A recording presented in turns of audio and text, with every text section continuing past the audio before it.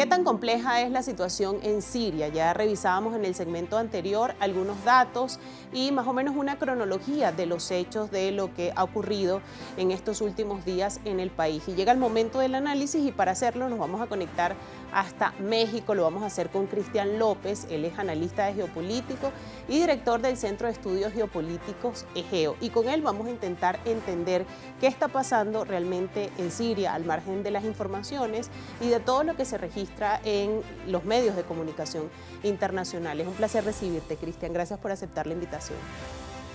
Gracias a ti, Nastacha, y ampliamente de Globovisión nuevamente por la invitación. Gracias por este tiempo. Fíjate que la situación en Siria es muy confusa, aunque se ve en la mayoría de los titulares internacionales, pues que ha caído el gobierno de Al-Assad tras 24 años. Es parte de los titulares que más se leen en la prensa internacional. Hay un fondo que es muy importante entender para poder establecer cuáles son las implicaciones de la caída del gobierno de Al-Assad. Entonces aquí surge una pregunta central y es cómo es que de forma tan express y abrupta y sorpresiva cae un gobierno de 24 años que además tenía como antecedente el gobierno de su padre que estuvo al frente del país durante 30 años. ¿Cómo ocurrió todo esto? ¿Por qué fue tan rápido? ¿Y qué fuerzas de alguna manera incidieron en que finalmente se diera el fin del gobierno de Al-Assad? Bueno, como bien lo dijiste, vamos a intentar explicar por qué es un tema excesivamente complejo, porque hay un elemento fundamental que no tienen otra, tal vez lo tengan, pero no en estas dimensiones, y ese elemento se llama, y lo tengo por aquí apuntado, teología territorial. ¿Qué significa? Que aparte de los intereses geopolíticos, de los intereses energéticos, hay una interpretación teológica de los territorios. Todo el origen del conflicto, porque hay que decirle a la gente de dónde viene todo esto, viene desde tiempos bíblicos, es decir, las luchas, las disputas que hay entre árabes, entre judíos, entre cristianos, tiene sus cimientos y sus bases en las interpretaciones que se hace, algunos del Viejo Testamento, otros del Nuevo Testamento, otros del Corán, de la Torá. Entonces es complejísimo este tema, pero vamos a intentar explicarlo. La primera pregunta es, pues, ¿por qué cayó un gobierno en 12 días? Yo diría que no cayó en 12 días, sino que en estos 12 días se concluyó un conflicto que viene desde el 2011 con las primaveras árabes. Es un conflicto muy largo, es un conflicto que en aquellos tiempos seguramente no lo podemos afirmar con certeza nunca, pero decimos en México, no tengo pruebas, pero tampoco dudas de que fue la primavera árabe empujada por los países occidentales. Siempre hay que decir que cuando hablamos de Occidente o países occidentales hablamos de Estados Unidos y Canadá del lado norteamericano o norteamericano, después la parte centro-occidente de Europa, algunos países del este, muy pocos, y por supuesto Israel, que no está ni en Europa ni en América, pero que es aliado fundamental de estos países. ¿Por qué? Porque a estos países les interesa mucho los recursos energéticos que hay en toda esta zona, que también es otro término que hay que ir entendiendo, toda esta zona del Oriente Próximo o el Levante. Otros también lo pueden llamar Medio Oriente, aunque ya se extiende un poquito más hacia el este ese término. Entonces, la primavera árabe del 2011 está empujada por estas potencias, es una desestabilización que ocurre en la zona. Hay un libro muy interesante que habla sobre la gran estrategia de Israel de crear ese gran Estado judío o ese gran Estado de Israel, y la estrategia fundamental para ellos es atomizar a los países de origen árabe y algunos cristianos, pero sobre todo en esta zona de origen árabe. ¿Qué significa?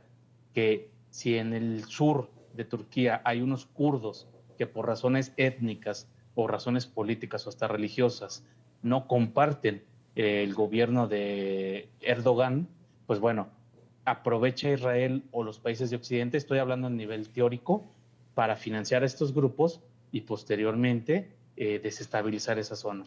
Después tenemos también las guerras y guerrillas que ha habido internamente en Siria, con grupos rebeldes también, y Israel, por supuesto, desde su zona, que también hace frontera, también la parte de Líbano tiene su propia gente. Si nos vamos un poco más arriba, en el Caspio, en el Cáucaso, también hay guerrillas de origen uzbeco, es decir, es una amalgama, es un cóctel de grupos que se unieron. Ojo, no se unieron al grupo HTS. HTS es un grupo más de toda esta coalición de rebeldes, pero es el que llama más la atención porque está liderado por una persona que no me gusta ni decir su nombre porque es hacerle apología a un terrorista, pero es una persona que era parte fundamental de ISIS o de ISIS, que significa el Estado Islámico de Irak y de Levante, que quieren simplemente imponer un Estado Islámico, un gran califato.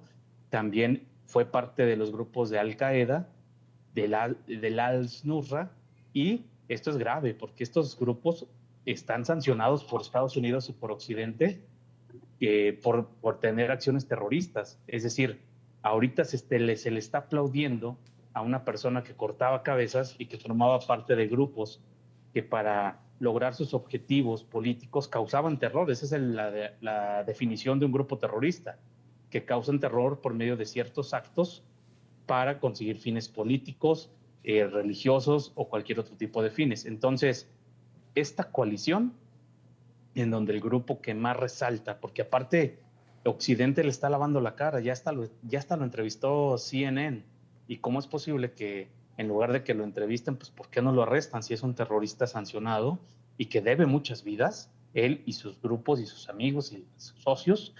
Entonces, ¿a qué grado de degradación hemos llegado en Occidente? Que usamos al enemigo de mi enemigo para que se vuelva mi amigo y me ayude a conseguir mis fines, independientemente de que esta persona haya participado en actos terroristas contra objetivos americanos, contra objetivos europeos. Entonces, ese es el personaje clave que está tratando de coordinar todo esto, pero ojo, aquí es bien importante. Ganaron la guerra muchos y ese es el principal problema de esta coalición, porque no se van a poner de acuerdo, por lo menos en el corto plazo.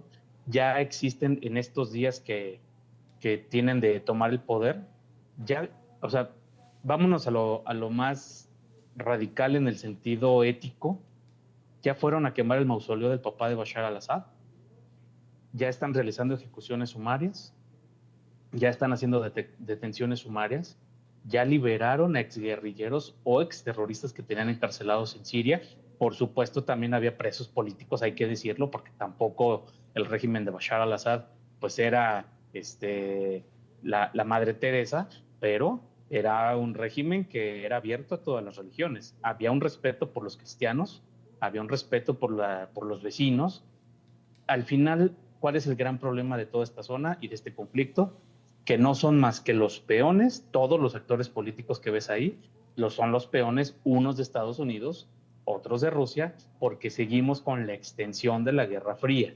Este conflicto no se puede desligar de Ucrania, no se puede desligar de Armenia, de Georgia, de Azerbaiyán, porque todo está bajo el mismo juego geopolítico de las potencias. Entonces, el problema es que la gente es la que termina pagando los juegos políticos de otros, y lamentablemente los sirios están en una condición terrible porque ahora están alzándole la mano como libertadores a personas que hace poquito eran los que cortaban los cuellos. Entonces esta coalición tiene un gran problema. Los kurdos en el norte de Siria, que son enemigos de Turquía, se coaligaron nada más porque querían sacar a Bashar al-Assad, se unieron o se coordinaron con fuerzas turcas que están operando desde el sur de Turquía hacia el interior de Siria. En los mapas actuales en donde están poniendo quiénes son los actores, por aquí tengo el mapa, porque este tema no se puede hablar sin un mapa en la mano, ¿eh? Sí. Sería totalmente irresponsable no tener un mapa a la mano. Hay grupos de oposición en el sur, en la frontera con Jordania y con Israel, que es una triple frontera.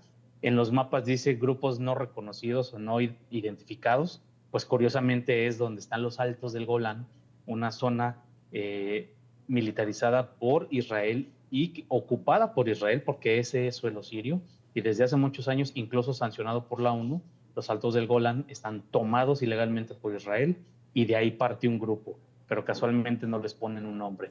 Luego en el sur de Siria tenemos otro grupo rebelde que no identifican muy bien, aquí me lo ponen como una distensión del Al-Tanaf, pero curiosamente en esa zona específicamente está la base militar de Estados Unidos que tienen ahí para proteger sus intereses petroleros. Entonces tenemos al norte fuerzas kurdas, al noroeste las fuerzas turcas, del otro lado los turcos, del otro lado las zonas de distensión. Entonces esta amalgama de grupos es la que dio un golpe de estado a este presidente Bashar al-Assad, y pues tuvo que salir corriendo a Rusia, por supuesto, su gran aliado, que tampoco ya hizo mucho por defenderlo, está muy ocupado en Ucrania, y tampoco Irán hizo mucho por defenderlo porque está ocupado en su propia guerra con Israel. Aunque las guerras estén ligadas, los terrenos son distintos. Ahora, Siria tiene un ejército de 200.000 tropas, 200.000 de efectivos contra 20.000 rebeldes que lo tomaron. Claramente hay un ejército seguramente mal pagado o mal entrenado, o ya no totalmente unido al presidente al-Assad. Eso facilitó la toma en estos 12 días. Tienes razón que la toma fue en 12 días, pero hay que hacer la aclaración que es un conflicto que viene desde la primavera. Ciertamente, además, lo que genera mayor preocupación es no saber cómo será el asunto de la transición del poder, no saber cuál será la nueva naturaleza del nuevo gobierno en Siria y sobre todo en qué posición quedará o cómo quedará el tablero geopolítico con los actores que tienen tantos intereses allí. Tú ya mencionabas este mosaico que además es muy conflictivo y muy volátil, que por supuesto está inmerso dentro de todo este conflicto. Vamos a hacer una pausa, Cristian, en este análisis, en esta conversación, y al regreso vamos de fondo a qué deja la salida de al-Assad a nivel geopolítico en Siria. Estamos analizando todo este asunto tras el fin del gobierno de al-Assad y también el fin de estos 13 años de guerra civil que han marcado al pueblo sirio, pero todavía no parece que esto sea una buena noticia para los sirios. Veremos qué va pasando con el tiempo. Vamos a hacer una pausa y al regreso seguimos con este análisis.